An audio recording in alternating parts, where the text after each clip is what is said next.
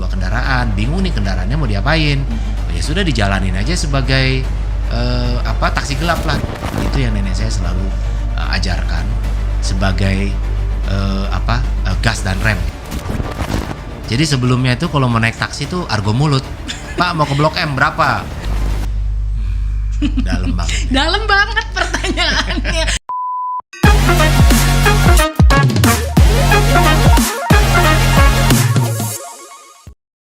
Assalamualaikum warahmatullahi wabarakatuh. Sahabat Zakat, apa kabar? Alhamdulillah, hari ini kembali lagi saya Rima Safitri. Jumpa sama sahabat Zakat semua di rumah ya, di podcastnya Rumah Zakat. Hari ini, Masya Allah, Alhamdulillah banget nih, di studio kita sudah ada seorang tamu, yaitu Deputi CEO dari Bluebird Indonesia. Assalamualaikum Pak Sigit, apa kabar? Waalaikumsalam. Senang sekali ketemu Pak Sigit ya di kesempatan kali ini. Sehat Pak? Alhamdulillah, agak serak-serak dikit, mudah-mudahan masih bisa keluar suaranya. Insya Allah ya Pak ya, semoga pulang dari sini lancar lagi suaranya. Amin. Pemanasan di sini ya. Baik, tadi saya kesini naik Bluebird loh, by the way Pak. Keren dong, keren. Terima kasih. Keren ya. Iya, karena apa? Karena Bluebird itu di mana-mana ada Pak. Jadi pada saat saya keluar tadi dari stasiun, terus ada Bluebird, ya udah deh naik ke sini gitu loh Pak ya. Terima kasih. Iya, nah mungkin bisa dijelasin nih Pak. Ceritanya Bluebird itu yang sekarang ada di mana-mana dan juga hampir menyebar di seluruh kota di Indonesia ya Pak ya. Betul ya. Berdirinya tuh pada saat dulu gimana sih Pak? Dari awal mula berdirinya mungkin bisa dikisahkan sedikit. Ya, Bluebird itu lahir tahun 72. Tahun 72 itu kita beroperasi dengan 25 kendaraan taksi kita yang pertama gitu. Tapi sebelumnya kalau kita mundur dikit, tahun 72 itu ada kegiatan Bluebird yang disebut dengan taksi gelap ya namanya, karena sebelumnya kan belum ada izin taksi. Nah itu beroperasi sebenarnya Bluebird awalnya dengan 2 kendaraan, dua mobil taksi gelap. Itu di sekitar tahun 60-an, 65, 66 itu. Mulai habis itu mulai dijalankan. Sebelumnya lagi kalau saya mundur, sebelum kita beroperasi taksi, Bluebird itu almarhumah Ibu Joko sebagai pendiri itu berjualan telur, berjualan batik untuk menghidupi keluarganya. Begitu. Jadi bukan perusahaan taksi dari awal. Lalu akhirnya berjualan telur, berjualan batik untuk menghidupi keluarga karena kondisi saat itu cukup berat ya di tahun 60-an. Sepeninggal almarhum Profesor Joko Sutono, kita dapat 2 kendaraan. Bingung nih kendaraannya mau diapain? Ya sudah dijalanin aja sebagai taksi gelap lah gitu, handle tamu, bawa sana bawa sini gitu. Lalu karena ada kepercayaan dari customer bertambah dan di tahun 72 kita mulai mengajukan izin taksi. Nah disitulah Bluebird pertama kali beroperasi tahun 72. Jadi kalau dihitung sekarang ini sudah 51 tahun. 1 tahun, Masya Allah. Dari 2 taksi gelap ya Pak taksi ya. Taksi gelap, 25 taksi izin pertama dan sekarang ada 20.000 kendaraan. 20.000 kendaraan, Masya Allah. Dan itu Ibu Joko Sutono yang mana merupakan nenek ya, berarti neneknya Pak Sigit ya. Pada saat itu memulai dengan berjualan kalau sekarang dibilang sembako mungkin? Enggak ya Pak ya? Enggak, karena telur hanya bukan. telur saja. Hanya telur saja. Hanya jualan telur, jualan batik. Pertemuannya jualan batik. Itu di daerah lingkungannya sudah laku, batiknya terjual semua. Orang kan nggak beli batik terus ya, begitu. Betul. Lalu akhirnya jualan telur lah. Orang beli telur terus, tapi telur tidak cukup. Itu diantar pakai bemo, diantar pakai apa oleh ayah saya dan paman saya ke pasar baru dari pasar Majestic. Ya zaman-zaman dulu lah gitu ya. Masya Allah, luar biasa sekali. Itu istiqomah sekali ya berarti ya. Dari 2 sampai 20.000 sekarang ya sahabat Zakat. Oke, nah apakah Pak Sigit waktu dulu nih kan nggak langsung ini ya Pak ya, nggak langsung besar segini ya Pak ya. Pasti ada sekolah dulu, terus setelah lulus kuliah sempat jadi karyawan atau kerja di luar Bluebird dulu nggak sih Pak, atau langsung terjun di Bluebird nih? Secara resmi bekerja di luar tidak, tapi magang ya pasti seorang mahasiswa waktu itu kuliah pasti ada magang di tempat-tempat lain ya. Saya sempat juga magang juga di luar negeri, soal itu berkesempatan tuh bisa magang. Tapi pada saat mulai masuk kerja langsung memang di Bluebird saat itu di awal tahun 97. 96, 97. Sebelumnya sudah sempat masuk bolak-balik bantulah orang tua gitu ya. Diminta ayo sini bantu, lihat ini gimana gitu. Tapi resminya kira-kira tahun 97. Jadi Sejak itu mulai berkecimpung terus di Bluebird. Di Bluebird. Ya. Dan untuk deputi CEO ini semenjak kapan Pak di Bluebird sendiri? Baru. Jadi waktu awal saya masuk itu sebagai staff, ngangkat telepon, handle tamu.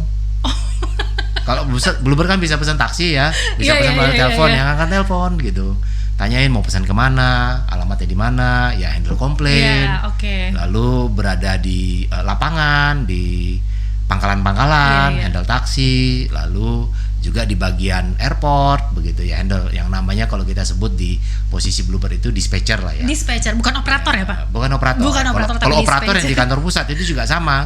Itu ngangkat telepon atau bacain order ke pengemudi gitu kan, pakai radio dulu ya. Nah itu juga termasuk dialami. Ini masih ada nggak sih kayak dispatcher itu sekarang? Masih, karena di pangkalan kita kan tetap ada petugas kayak di airport, di mall, di kantor itu ada petugas Bluebird yang namanya kita sebut dispatcher. Karena mereka membantu mengirimkan kendaraan. Oke, karena sekarang saya biasanya otak-atik aplikasi aja sih Pak, udah jarang telepon lagi gitu kan. Kalau mau pesan Bluebird, oke. Nah tantangannya nih Pak, dari tadi kan 2 awalnya ya, taksinya tuh 2 armada. Sekarang 20.000 yang tersebar di hampir seluruh kota besar di Indonesia ya Pak ya.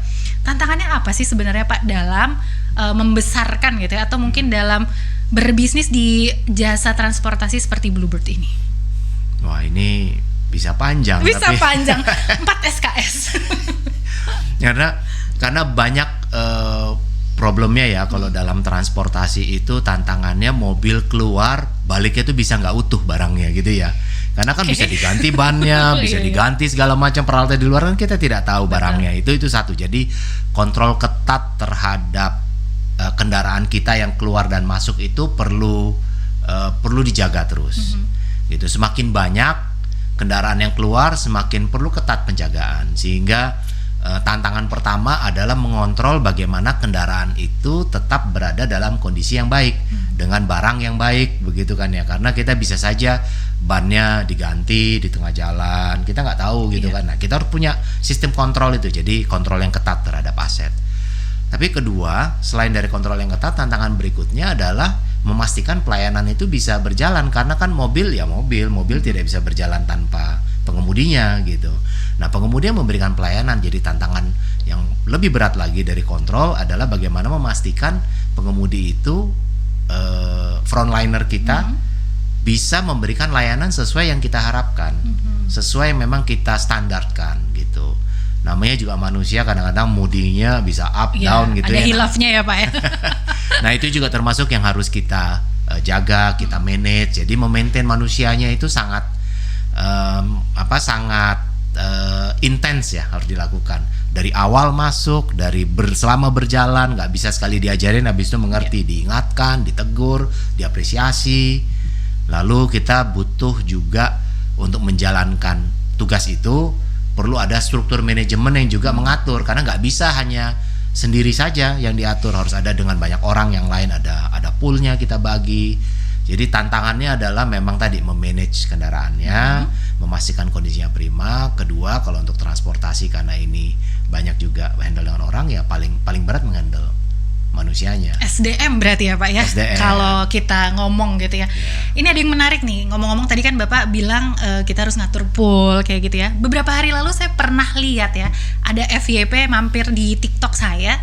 Ada seorang pekerja di daerah Kokas Pak. Jadi dia tuh dari lantai atas tuh memvideokan taksi-taksi Bluebird yang lagi di pool. Saya baru tahu Pak, 30 tahun hidup ternyata sistemasi parkirnya gitu ya Pak ya. Jadi ini sahabat zakat ya, jadi pada saat taksi masuk pool tuh kayak baris, terus dia tuh nanti rapi banget barisnya gitu ya. Nanti coba deh cari di FYP sahabat zakat ya.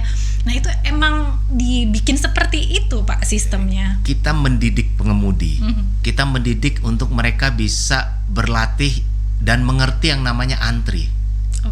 Karena kita ngajarkan mereka bagaimana caranya kamu bisa antri sesuai dengan urutan. Jangan ngambil rezeki orang lain lah. Kalau tiba-tiba nyodok antrian ya, harusnya kamu antrian nomor 10, tiba-tiba masuk nomor 1 di depan.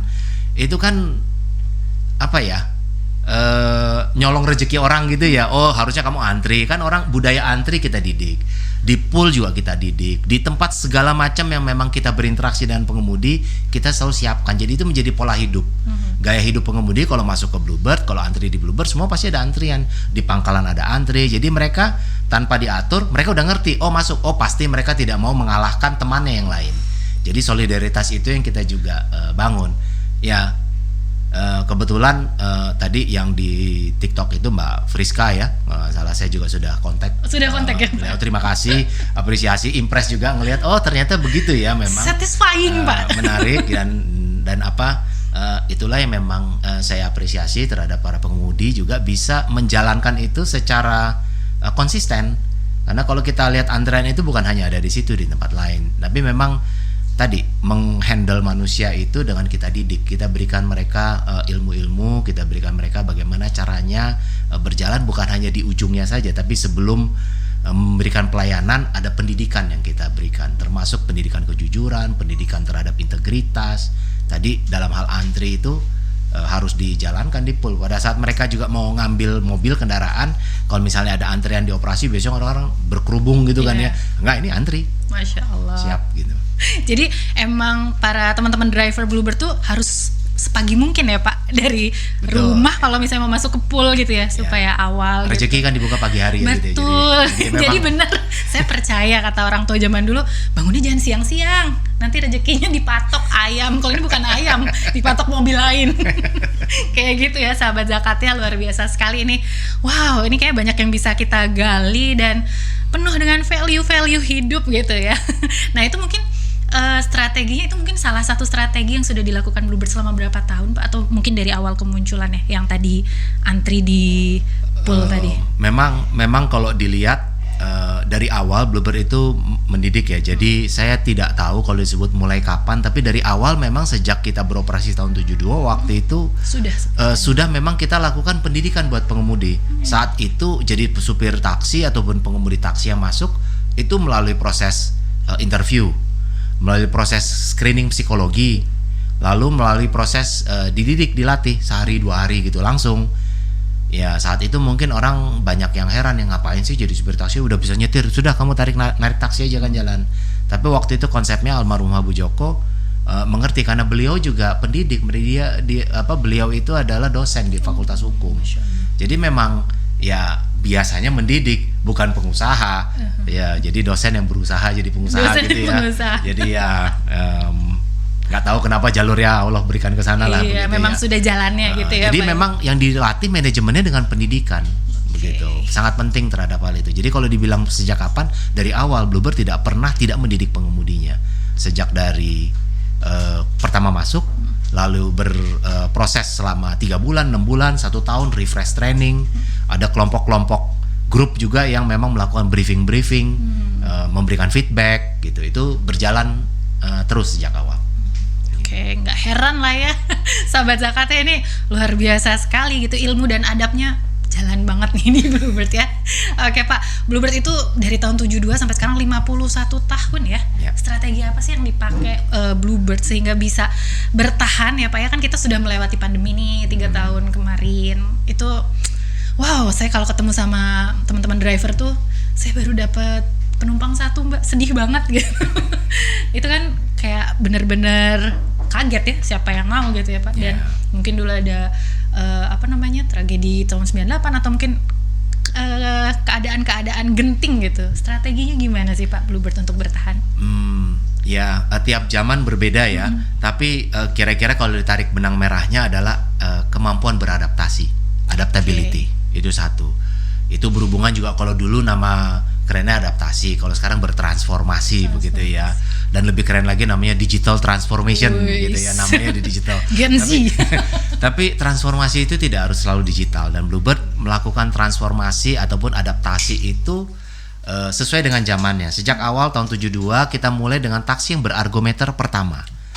Jadi sebelumnya itu kalau mau naik taksi itu argo mulut. Pak mau ke Blok M berapa? 5.000, 10.000 berapa begitu ya. Suka-suka ya. Suka-suka, ada yang 20.000 pindah. Kayak kalau sekarang nawar bajai lah gitu kira-kira. Masih pindah-pindah kan gitu.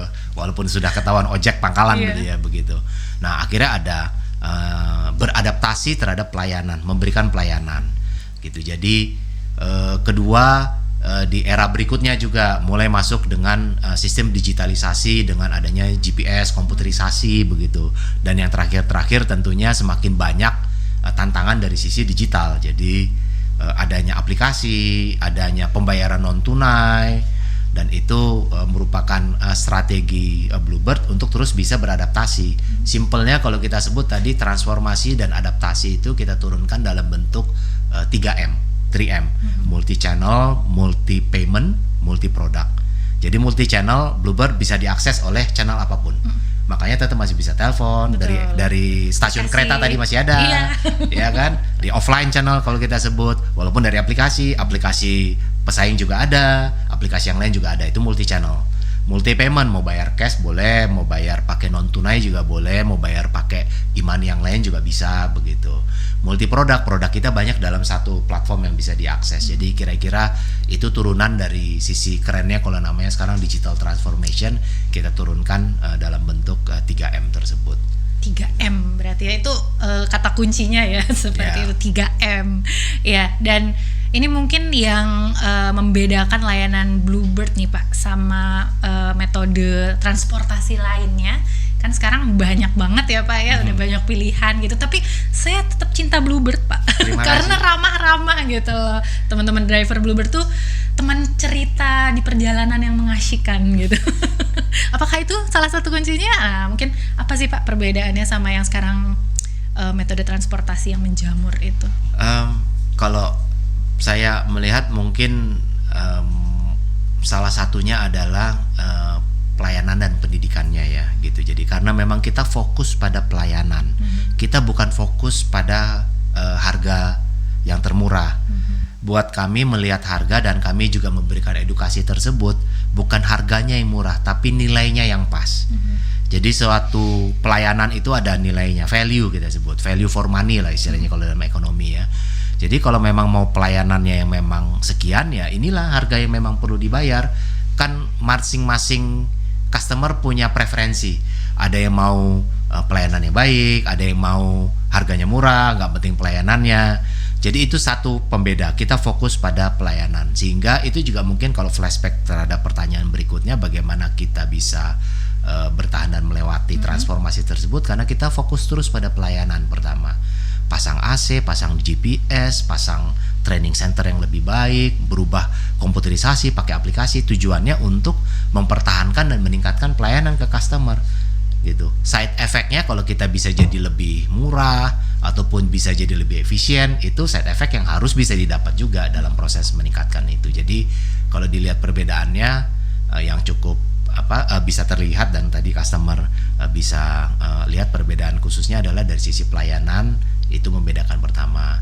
Kedua mungkin dari sisi pendidikan ya, karena backgroundnya kami melakukan proses seleksi yang cukup ketat buat pengemudi sehingga sumber masuknya sudah terseleksi sebagian. Nah, saya tidak tahu di perusahaan yang lain apakah memang semudah itu masuknya atau memang ada training-training yang dilakukan. Tapi itu juga termasuk cukup tadi kami ajarkan pengemudi kalau berbicara dengan tamu, greeting pagi. Betul. Ya. Selamat pagi, Mbak. Selamat pagi. Apakah AC-nya cukup? Tujuannya kemana? Kita akan lewat sini. Cukup. Sudah habis itu tunggu perintahnya. Jadi jangan nyerocos jadi curhat gitu ya. Tapi kalau tamunya memang bermulai, oke, layani seperlunya. Tapi jangan sampai over. Namanya manusia kadang-kadang bisa naik turun ya. Nah itu juga memang kita perlu proses feedback. Nah itu mungkin faktor berikutnya lagi yang berbeda. Kita punya departemen khusus yang menghandle mengenai pelayanan gitu, termasuk yang barang tertinggal gitu. Jadi targetnya barang tertinggal harus bisa kembali semuanya. Dan itu memang termasuk layanan yang memang sering kita berikan ke tamu ya. Bukan berarti tamunya banyak yang tertinggal, tapi ya memang ya begitulah, tamu lupa dan segala macam ya pengemudi. Terus terhadap handling komplain kita feedback dan kita berikan juga masukan ke pengemudi, briefing. Makanya tadi ada training, ada briefing juga antar grup itu untuk memberikan feedback buat pengemudi. Wah, berarti ini benar-benar kayaknya agak susah nih sahabat zakat kalau mau masuk jadi driver nih ya sekarang, karena mungkin beberapa teman-teman ya Pak di luar sana gitu kan, saya pernah dengar nih ada biasa saya punya langganan transportasi gitu, saya pengen jadi driver Bluebird aja gimana ya caranya. Kebetulan saya ketemu nih sama Deputi CEO-nya sekarang. Jadi setelah melewati proses rekrutmen tadi yang begitu panjang ya Pak ya, nggak salah dong menghasilkan tadi driver yang kalau menurut saya sih nyetirnya dengan hati. Ya mungkin itu tadi sebenarnya nggak susah jadi driver Bluebird, tapi kita memilih karakter. Oke. Kita melihat karakternya, bukan ilmunya dan backgroundnya. Banyak kalau dilihat ada background S2 juga ada di pemerintah, S1 ada, Hafiz Quran pun juga Masya ada. Allah. Luar biasa Jadi ada juga kan kalau Hafiz Quran, tamu-tamunya wah malah akhirnya ya banyak keluar ceramah lah gitu kira-kira ya di mobil ya. Begitu saya tanya, kamu kenapa? Oh ya Pak, saya hanya nunggu beasiswa saya 6 bulan lagi saya akan ke Madinah. Masya Allah. Hal macam begitu. Oh ya sudah nggak apa-apa, memang pekerjaan taksi ini bukan sebagai pekerjaan yang permanen. Ya, Oke, memang bisa dilakukan secara part time, tapi kalau part time fokus. Kalau fokus lakukan sesuai dengan standar Bluebird begitu. Karena ada juga yang memang hanya setengah-setengah masuk, walaupun backgroundnya dan pandai mengemudi, buat kami lebih penting karakternya bisa kita jaga. Luar biasa Pak, ini yang bikin bisnis berkah ya. Bisnis, ngomong-ngomong tentang bisnis, orang kan kalau misalnya bicara tentang bisnis tuh cuan gitu ya Pak ya. Tapi kalau Bluebird saya nggak sih ya. Dengan tadi penjelasan Pak Sigit nih ya, sahabat zakat, ada ilmu, karakter yang lebih penting itu ya Pak ya. Nah tapi untuk kata bisnis sendiri nih maknanya apa sih menurut Pak Sigit pribadi? Wah, bisnis ya. Iya, bisnis memang harus ngasilin duit. Kalau enggak bukan bisnis namanya ya. Tapi begini, bisnis itu buat kami melihatnya, buat saya pribadi itu harus bisa memberikan manfaat. Ya, manfaat ini yang penting. Manfaatnya buat siapa? Pertama pasti buat pendiri, buat yang membangun bisnis tersebut. Itu satu harus dapat. Tapi bukan hanya itu, karena kalau hanya itu saja nggak cukup. Bisnis itu didirikan untuk bisa memberikan manfaat juga, membuka pekerjaan buat orang lain, gitu. Dari sisi cuannya nih ya, hasilnya oke, dapat bisnis ya, dapat uang, karyawan dapat uang.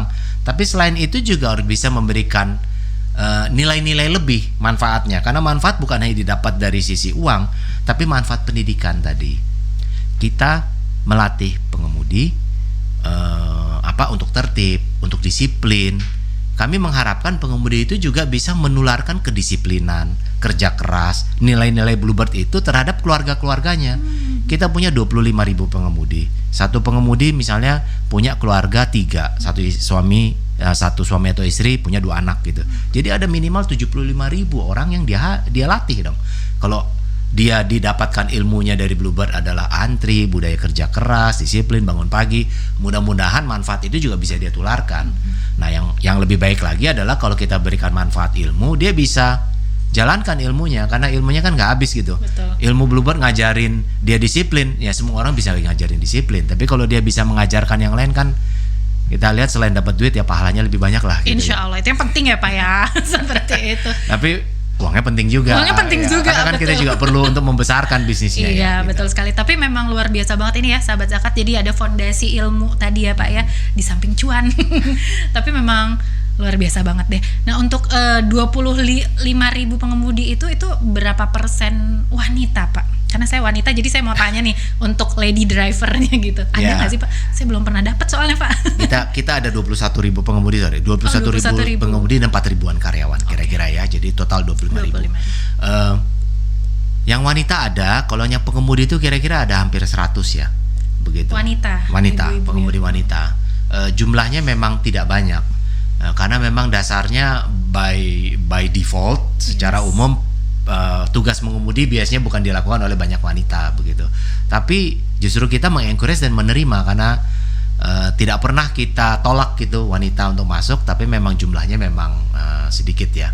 Gitu. Dan kita siapkan fasilitas khusus, mes khusus buat wanita, kamar mandi khusus buat wanita di pool kita pada saat mereka mau nginap gitu. Lalu kita juga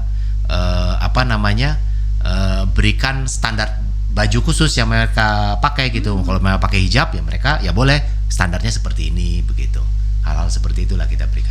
Oke, berarti yang perempuan juga ternyata ada nih ya sahabat zakat ya, karena mungkin beberapa sahabat zakat di sana yang perempuan gitu lebih nyaman mungkin disupiri dengan yang sama gendernya gitu boleh, ya. Boleh kalau mau daftar boleh nanti. Boleh. Saya bisa Pak sehari menjadi lady driver. Bisa. Saya pengen ikutan Bapak nih berkeliling Jakarta. Pengalaman yang luar biasa. Luar biasa banget, keren banget itu Pak. Nah terus kalau kalimat yang sekarang nih, kalau misalnya kita boleh dengar-dengar dari anak Gen Z ya Pak ya sekarang, wah sekarang jangan saling bermusuhan, harus berkolaborasi. Wah jangan pokoknya harus kolaborasi deh semua biar gampang. Nah kalau bisnis ini menurut Bapak perlu nggak sih Pak kita kolaborasi Pak sama pihak-pihak mana gitu? Ya ini lagi balik ya. Kolaborasi itu nama kerennya sekarang ya. Padahal dulu ya partnership ya. Memang kerjasama bisnis to bisnis ya. Memang kolaborasi lebih dalam ya namanya partnership. Saya rasa itu perlu karena kita hidup di dunia bisnis ini, ekonomi itu akan lebih besar nilainya kalau kita bisa menarik manfaat dan juga menambah manfaat dari partner kita yang lain. Karena kita sendiri mungkin nilainya 10 dalam kolaborasi.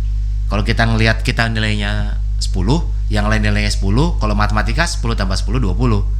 Kalau kolaborasi 10 tambah 10 bisa lebih dari 20. Okay. Ada nilai tambah lagi yang didapat. Nilai tambahnya bisa jadi dari finansial, nilai tambah juga bisa jadi dari non finansial. Tadi misalnya ada network ataupun jaringan ataupun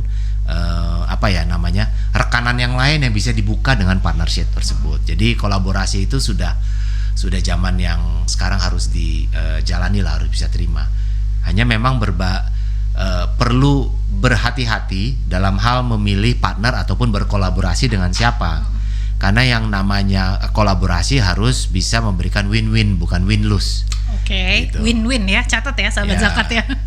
Kalau win equal aja nggak cukup, berarti dimanfaatkan begitu kan ya, walaupun kita netral. Tapi win-win itu akan lebih bisa memberikan energi yang lebih baik untuk bisa mengembangkan ya. Dan pilihlah faktor karakter ataupun pilih partner yang memang punya spirit yang sama. Dan ya spirit itu harus dijaga dalam kolaborasi. Oke, dan harus pintar baca orang kali ya Pak. Iya gitu. Rekan-rekan kolaborasi kita gitu ya. Berdasarkan pengalaman nanti itu bisa dapat. Oh ternyata banyak pengalamannya juga nih. Iya dong pasti ya Pak Sigit. Baik Pak, nah kalau tadi kolaborasi, terus kalau kolaborasi itu biasanya selalu berbagi. Saya yakin banget nih ya sahabat zakat, Bluebird ini sering banget berbagi entah kepada karyawan-karyawannya, mungkin juga drivernya, seperti itu ya Pak ya. Nah, untuk berbagi ini sendiri Pak, apakah ini merupakan salah satu nilai fundamental yang ditanamkan di perusahaan Bluebird? Justru itu sebagai salah satu faktor kebersamaan kita ya. Jadi di Bluebird itu ada 4 nilai. 4 nilai itu adalah pertama peduli itu turunannya banyak termasuk berbagi. Kedua adalah kerja keras gitu kan. Ketiga integritas gitu kan. Keempat pola pikir berkembang. Pelayanan prima juga masuk dalam integritas dan kerja keras itu. Jadi memang bahkan kita sering kalau di Bluebird itu namanya kan BIRD ya, BIRD ya. Jadi memang berbagi, berkembang, berbincang itu merupakan jargon yang memang kita sering kita pakai begitu. Jadi kita punya forum yang namanya berbagi. Tuh, memang untuk bisa berbagi pengalaman, karena berbagi itu bukan hanya uang aja pikirannya. Betul. Berbagi pengalaman, sharing itu termasuk hal-hal yang kita encourage. Siapapun pasti punya pengalaman dan sudut pandang yang bisa memberikan nilai buat orang lain gitu. Jadi jangan berpaku namanya bagi duit harus punya duit, bagi ilmu belum perlu punya ilmu, pengalaman juga ilmu begitu. Apa yang kita punya ya Pak ya, berarti kita bagikan selama itu tidak yang hal aneh-aneh gitu ya. Jadi kita harus membagikan sesuatu yang memang bermanfaat bagi orang lain gitu. Oke, nah salah satu tujuan berbisnis tadi kita flashback ke belakang tadi kan cuan gitu ya. Nah, salah satu tujuan bisnis cuan, materi seperti itu, yang mana semuanya termasuk ke dalam harta. Harta. Ngeri banget ya bahasannya, Pak. Menurut Pak Sigit nih, harta berkah itu yang kayak gimana sih, Pak? Maunya yang banyak gitu ya. Yang banyak tidak putus-putus gitu ya. Ya, nggak berhenti, tapi kalau saya melihat gini, pertama pasti inginnya harta itu banyak ya, tapi banyak itu tidak cukup. Harta yang berkah itu yang memang bisa membawa kita menuju kebaikan yang lebih banyak ya. Jadi bisa banyak harta, tapi hidupnya nggak tenang gitu. Paling enak kan banyak harta, hidup tenang gitu. Betul. Ya. Nah jadi ya perlu kita yakinkan untuk memperoleh harta ataupun harta yang memang kita miliki itu bisa kita pakai gunakan untuk kepentingan yang memang membangun tadi ya, berbagi ataupun mendidik gitu. Mengkonsumsi ataupun memakai untuk kebutuhan kita, saya pikir itu pasti perlu ya untuk sewajarnya ya gitu. Dan kita juga perlu juga bisa menggunakan harta tersebut untuk mengapresiasi diri kita, karena kita juga perlu bisa menjaga diri kita untuk tetap sehat, untuk menjaga apresiasi kita terhadap diri kita ya. Tapi yang pentingnya itu harus bisa dimanfaatkan ya, karena kan kalau punya harta gitu triliunan atau berapapun begitu ya, puluhan juta gitu kan, saya nggak punya triliunan gitu ya. Ya buat apa gitu kan ya, ya seneng punya di rekening gede, tapi ya buat apa gitu kan, pikirnya lama-lama ya mau diapain itu, mau dibuat investasi, mau dibuat mau dibuat untuk usaha, atau mau dibuat dikasih orang. Nah itu harus dipikirkan manfaat apa yang paling baik ya. Saya rasa itu ya maknanya ya. Maknanya, dalam nih ya. Ini pertanyaannya udah masuk ke yang dalam-dalam. Oke, di zaman sekarang ini kan hidup dengan segala, tadi kalau kita bicara transformasi digital itu kan pasti ada baik buruknya ya Pak ya. Dengan setiap hari tuh banyak banget nih informasi-informasi yang kayaknya ini nggak usah deh, tapi masuk terus nih ke dalam HP kita gitu-gitu. Makna hidup di zaman era teknologi sekarang ini apa sih Pak menurut Bapak? Dalam banget. Dalam banget pertanyaannya. Saya berhasil membuat Pak Sigit. Makna hidup. Iya, makna hidup. Kita hidup itu pasti akan berhenti gitu ya, satu. Jadi kita perlu punya legacy. Kalau kita nanti meninggalkan dunia ini, kita perlu ingin dikenal sebagai apa, gitu. Orang yang baik, orang yang dermawan, atau orang yang pelit, atau orang yang pekerja keras gitu. Itu balik lagi ke diri kita. Saya tidak bisa menyatakan itu hal yang sama ya, tapi saya rasa manusia itu punya nilai universal. Semua orang itu ingin disebut orang yang baik, tapi kategori yang baik yang dia ingin lihat itu pasti berbeda-beda. Preferensi antara keluarga yang sama pun juga bisa mendefinisikan baik itu berbeda. Oh, menurut saya itu biasa saja, yang baik itu harus seperti ini. Nah, dalam hidup ini kalau saya lihat ya, berbagi itu bisa memberikan manfaat buat orang lain itu lebih penting ya, dalam hal makna hidup. Karena kita nggak mau nanti dikenal, si A ini apa, dia mah begini orangnya. Ya kita nggak bisa jawab lagi kan, nggak bisa mengcounter lagi. Tapi kalau misalnya ada orang lain, enggak kok dia begini, nah itu saya rasa bisa meninggalkan legasi dan jejak yang memang bisa terus sepanjang masa. Kita dengar sejarah-sejarah lama yang memang kita kenal pahlawan-pahlawan dulu, sampai sekarang tetap bisa bertahan. Orangnya udah nggak ada, dengar namanya pun hanya namanya aja, orangnya nggak tahu. Oh pernah kenal, kesannya apa.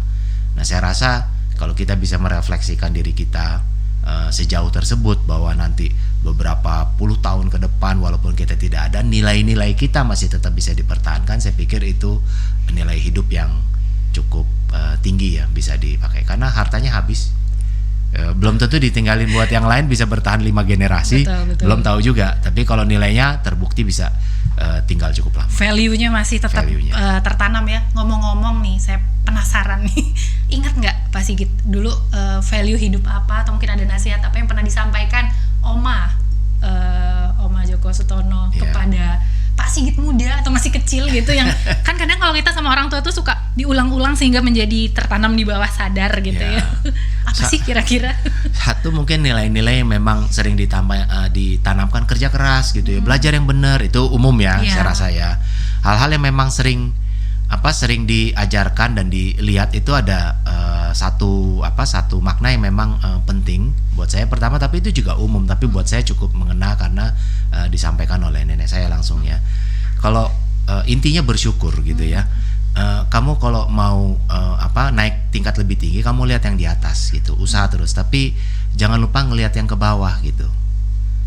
Karena kalau kamu hanya ngejar ke atas, kamu nggak pernah bersyukur, kamu nggak akan pernah merasa puas gitu ya. Untuk berusaha naik, lihat contoh yang di atas gitu, tapi jangan lupa, jangan sampai sombong, karena apa yang kamu miliki, apa yang kamu dapat itu banyak sekali yang lain tuh lebih sulit dapatnya. Jadi kita perlu melihat dua sisi itu yang nenek saya selalu ajarkan sebagai gas dan rem ya gitu ya kalau kita lihat ya, ngegas lah, lihatlah terus ke atas karena memang cita-cita harus bisa tinggi. Kamu mau jadi apa? Mau jadi pemimpin yang lebih tinggi lagi, mau bisa ini mau bisa itu, nggak apa-apa. Mau cita-cita tinggi nggak apa-apa, kejar contoh yang di atas.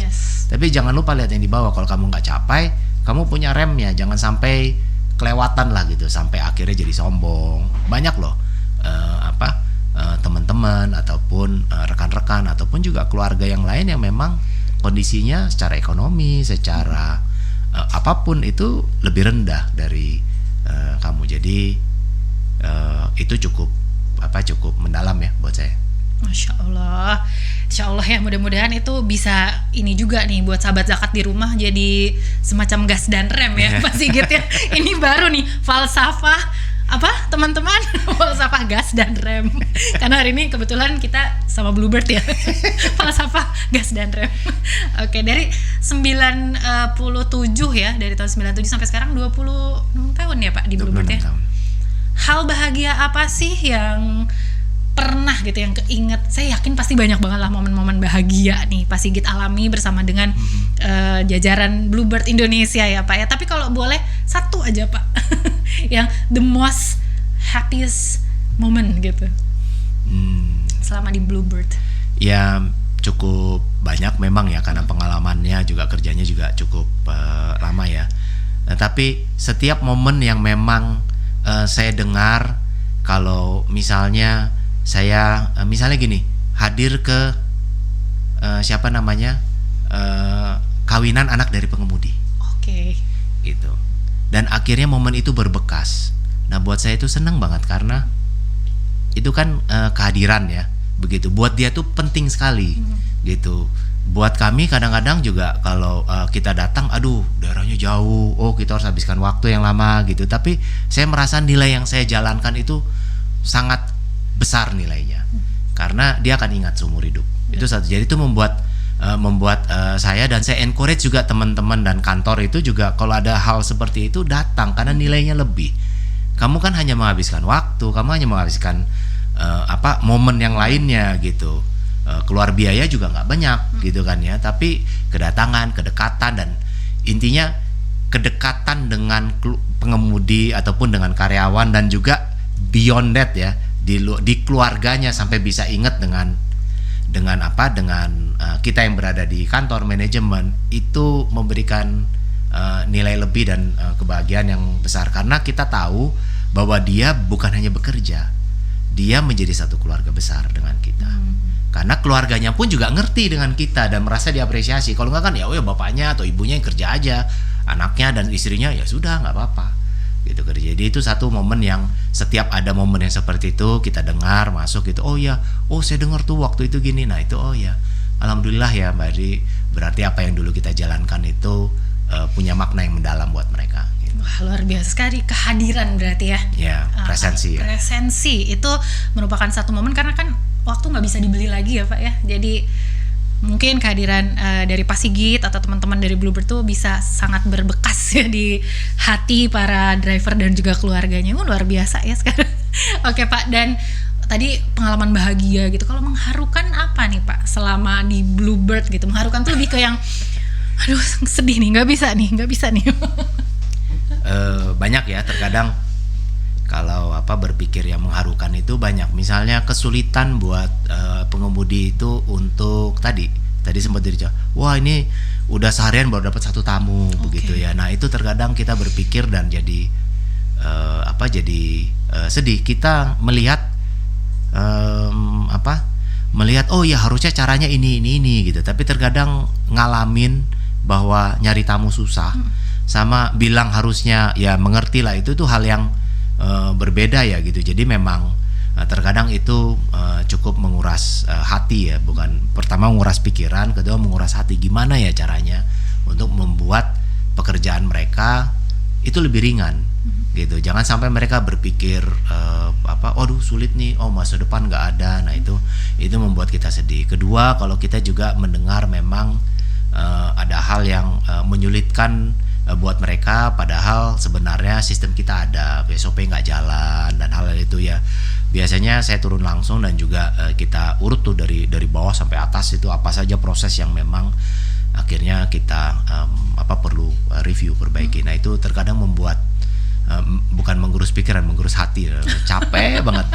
Aduh kok gini. Sedih ya, gitu. Pak, Karena ya, yang lebih... handle orang itu kan nggak selalu diajarin satu langsung ngerti. Jadi jajaran manajemen itu termasuk hal yang memang membuat kita juga cukup berat. Nah ya terharu itu juga karena memang juga dalam satu sisi juga kalau memang akhirnya tadi balik lagi kalau yang awal, kalau memang anaknya kan kita juga ada beasiswa ya, maaf ya. Ada beasiswa, anaknya itu juga mendapatkan beasiswa dan dia cerita gitu, ya itu juga membuat kita antara bahagia dan terharu begitu. Ya sebegitu maknanya ya apa yang kita lakukan ya gitu. Di samping ya memang kita harus memastikan proses itu. Adanya keluhan di dalam beasiswa, Pak saya kok ngajuin tapi kok nggak dapat. Nah itu paling nyebelin tuh. Oh gitu, beasiswa jadi harus mengajukan ya Pak? Iya kan kita harus lihat ya ada kemampuannya, nilainya kan yang berprestasi yang kita berikan. Kualitasnya, kalau masuk kenapa nggak diproses, proses yang lama, hal-hal seperti itu kan. Itu rezeki yang kita coba berikan ke pengemudi melalui jalur bisnis kita, tapi ternyata kan tertahan gitu. Jangan saya selalu bilang jangan ngalangin rezeki orang lah gitu. Betul. Itu rezekinya si anaknya gitu. Itu dari jenjang SD atau mungkin perguruan tinggi? Dari SMA terus sampai kuliah. Jadi pendidikan yang lebih jenjang tinggi S1, ya, Pak, ya? D3, terus SMA sebagian, tapi dari D3 terus ke atas. Masya Allah, dan saya yakin sih ini kayaknya banyak banget nih ya teman-teman yang di luar sana, mungkin keluarga putra-putri driver sangat terbantu ya Pak ya dengan adanya beasiswa ini untuk mendapatkan kehidupan yang lebih baik seperti itu ya Pak ya? Ya, alhamdulillah kita sudah jalankan dan total ada hampir 37.000 anak pengemudi yang sudah kita berikan di seluruh Indonesia. Luar biasa banget. Wow, saya sekarang jadi tahu nih. Nah kan salah satu hal itu yang tadi kita bicarakan adalah pendidikan ya Pak ya, karena Bluebird sendiri juga memang punya fundamentalnya tuh pendidikan karakter dan juga pendidikan sikap-sikap baik seperti itu.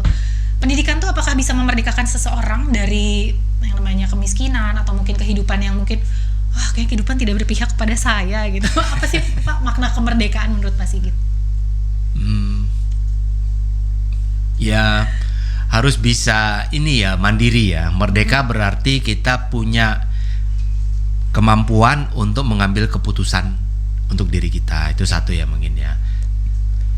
Kedua, bisa melalui pendidikan formal ataupun non formal, karena kalau saya mengerti dari ilmu-ilmu pendidikan dan coach ataupun leader yang lain yang memang terus menyampaikan, karena saya sendiri bukan pendidik ya, tapi memang saya pikir itu benar. Pendidikan yang formal itu paling hanya membantu 20-30% dari ilmu yang kita dapat, tapi 70% lebihnya itu dari pengalaman. Jadi penting untuk mendapatkan dan mendengar ilmu dari yang lain. Jadi merdeka itu bisa mengambil keputusan sendiri berdasarkan ilmu yang kita pilih. Jangan sampai ngambil keputusan tapi salah, akhirnya merdeka tapi malah terjerumus begitu kan ya. Wah saya mau ke jurusan A, nggak taunya salah ya. Ilmunya harus benar. Ilmu didapat dari mana?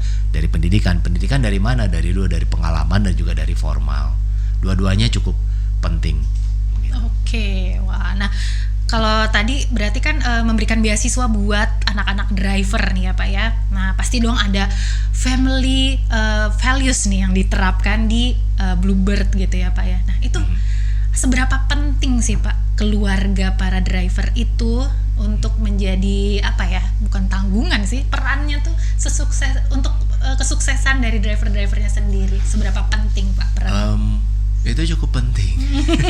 Karena tadi untuk berangkat pagi seorang driver itu perlu bantuan istrinya di rumah. Dibangunin.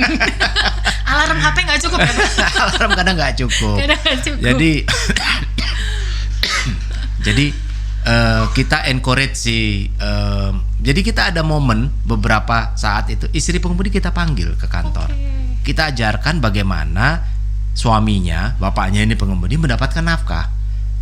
Dapat bonusnya gimana, kalau berangkat ini gimana, keluarga gimana. Jadi mengerti, kalau dia berangkat pagi dapat tambahan uang ya. Oke, saya suruh berangkat pagi terus. Ini dharma wanitanya ya. Jadi peran wanita di rumah, peran keluarga masuk. Anaknya pun juga mengerti, anaknya harus dapat kalau bapaknya berprestasi. Beasiswa itu bukan anaknya yang berhasil, bapak dan anaknya juga harus dalam kondisi yang baik konditenya. Gitu. Jadi Anaknya juga bilang, "Bapak, saya nggak dapat nih, nilai saya pas. Bapak rajin dong." Oke, jadi saling ngingetin ya. Wow. Oke, nih kayak udah mau masuk ke closing nih. Nasihat apa sih yang ingin Pak Sigit sampaikan nih untuk anak muda Indonesia supaya bisa jadi generasi yang sukses? Khususnya nih banyak generasi Z Pak yang nonton ya. Adik-adik gemes kita di rumah. Generasi Z ya. Iya, ingat sebelum Z itu ada A sampai Y ya. Jadi ada proses yang dipakai untuk nyampe ke Z gitu, dan semua generasi itu punya kelebihan dan kekurangan. Ya kalau saya lihat secara umum generasi Z yang sekarang itu maunya cepat. Memang dunia ini berputar lebih cepat dibanding zamannya kita ya gitu ya dulu ya. Tapi nikmatilah prosesnya kalau saya bilang. Jangan mencari yang instan. Bluebird juga pengalaman 51 tahun. Kita sampai ke sini, waktu kita jalan itu kita nggak pernah memikirkan bisa bertahan 50 tahun. Hidup itu dari awal cerita itu ya hanya untuk hidupin keluarga. Mencoba, usahanya ini ya coba aja 25 taksi. Nggak pernah kepikiran untuk bisa jauh lebih cepat gitu, jadi lebih banyak. Dan growth kita juga memang di 30 tahun pertama itu memang cukup konservatif ya bisa dibilang ya gitu. Baru di beberapa tahun terakhir ini saja memang lebih cepat. Jadi proses itu penting untuk mendapatkan value yang kita dapat. Kedua, pengalaman yang kita dapat dari proses yang kita alami itu lebih penting daripada hasilnya yang kita dapat. Jadi memang hasil penting, tapi jangan lupakan proses, karena itu yang membuat kita punya modal untuk hasil berikutnya. Karena pengalaman yang sudah nempel ke kita itu menjadi nilai kita yang kita bawa terus. Jadi ya untuk bisa menuju ke situ ya tentu harus bersabar. Nah, ngomong sabar gampang gitu ya, tapi ya untuk sabar itu butuh dilatih gitu ya. Makanya mungkin tadi kalau saya sarankan gas dan rem, bersyukur itu bisa membuat diri kita lebih sabar gitu, karena kita bisa mengapresiasi apa yang sudah kita miliki ya. Jadi jangan ngotot lah, jangan ngoyo ya, boleh lah gitu istilahnya ngotot, tapi ngerti lah ada batasnya gitu. Kedua ya tadi kalau balik lagi terhadap generasi Z, ya apa sih yang mau dicapai? Ya sekarang zamannya wajar kok. Saya dulu waktu ngaku generasi Z gitu kan ya, emosinya juga sama begitu, ngejar gitu. Tapi ya tadi ada gas dan rem, berpikir, lihatlah ke bawah, lihat loh apa yang kamu punya itu jauh lebih banyak dari yang lain. Jadi bersyukur bisa mencapai hal tersebut, tapi tetap kejar dan bersabar gitu. Oke, luar biasa banget, dan selalu libatkan Allah ya Pak ya di setiap ikhtiar kita tentunya. Masya Allah, ini daging semua isinya nih ya sahabat zakat ya. Kapan lagi nih kita ketemu sama Pak Sigit, karena jadwalnya padat banget ya Pak. Makasih banget Bapak udah berkenan untuk menyempatkan waktu ke sini nih. Baru pulang dari UK ya Pak ya? Ya, sama-sama. Baru turun pesawat gitu langsung ke sini. Oke, terima kasih banyak. Terima kasih ya. Mbak Mira. Mudah-mudahan sehat, semakin sehat ya Pak ya. Dan juga Bluebird semakin semakin berkembang gitu Pak. Ada rencana ekspansi ke luar negeri mungkin Pak? Nanti dulu deh ngomongin. Nanti rahasia, nanti kita akan bicara di belakang. Oke, sahabat zakat, itulah tadi podcast Rumah Zakat kita. Ini keren banget nih. Mudah-mudahan sahabat zakat di rumah yang menyaksikan nanti bisa mengikuti jejak ya dari Pak Sigit Priawan Djoko Sutono selaku Deputi CEO Bluebird. Bener ya? Oke, untuk itu saya mau ngingetin kepada sahabat zakat semua di rumah, yuk saatnya kita berbagi dengan Rumah Zakat, dan selalu ya ingat-ingat pesan-pesan baik yang tadi disampaikan oleh Pak Sigit. Terima kasih Pak Sigit. Terima kasih. Insya Allah ketemu lagi di lain kesempatan ya. Insya Allah. Assalamualaikum warahmatullahi wabarakatuh. Insya Allah.